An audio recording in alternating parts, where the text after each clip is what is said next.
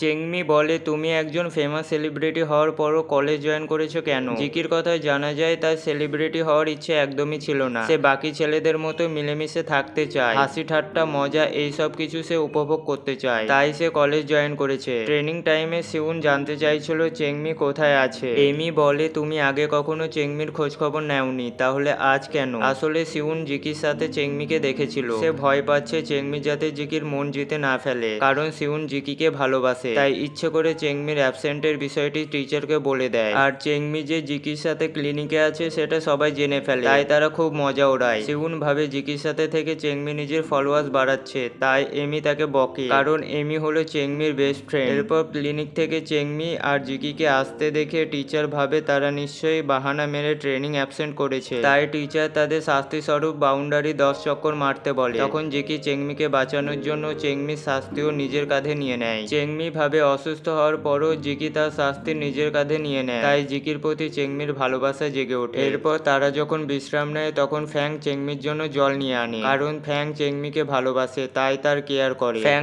জানতে চাইছিল চেংমি কেন টিচারকে মিথ্যা বলেছে, কিন্তু চেংমি ফ্যাংকে কারণটা বলে না, কারণ সত্যিটা বলে জিকিকে আঘাত দিতে চায় না। এরপর 10 চক্কর মারার পর জিকি সেখানে আসে আর চেংমির সাথে পার্সোনাল কথা বলার জন্য তাকে একটি জায়গায় নিয়ে যায়। পরের সিনে ডংডংকে কাঁদতে দেখে সিউন তার কাছে যায়। জানা যায় ডংডংকে তার গার্লফ্রেন্ড ধোকা দিয়েছে, তাই সিউন ডংডংকে গার্লফ্রেন্ডের মন জেতার আইডিয়া দেয়। আসলে সিউনের উদ্দেশ্য ছিল ডংডং এর ক্যামেরাটি হাতে নেওয়া। জিকি চেংমিকে বলে স্টোরেজ রুমে আজ যা হয়েছে তা যেন কেউ জানতে না পারে, নইলে একজন সেলিব্রিটির কেরিয়ার নষ্ট হয়ে যাবে। কিন্তু চেংমিকে তার কথাগুলো ইগনোর করতে দেখে জিকি বলে, ফ্যাংমির সাথে আজকাল ভালোই বন্ধুত্ব করেছো, তাই ফ্যাংমি তোমার খুব ভালোই কেয়ার করছে। জিকির এইসব কথা চেংমিকে রাগিয়ে তোলে। এরপর লিলিকে একটি ব্লাইন্ড ডেটে দেখানো হয়। জানা যায় লিলি সেই মেয়ে যে ডংডংকে ধোকা দিয়েছে, তাই সিউন লিলির ব্লাইন্ড ডেট নষ্ট করার জন্য সেখানে চলে আসে আর লিলির খারাপ দিকগুলো তুলে ধরে ছেলেটিকে রাগিয়ে তোলে। ডংডং নিজের দুঃখগুলি তার বন্ধুর সাথে শেয়ার করে, কিন্তু ইয়ং ছিল খুব চালাক, তাই সে নিজের স্বার্থের জন্য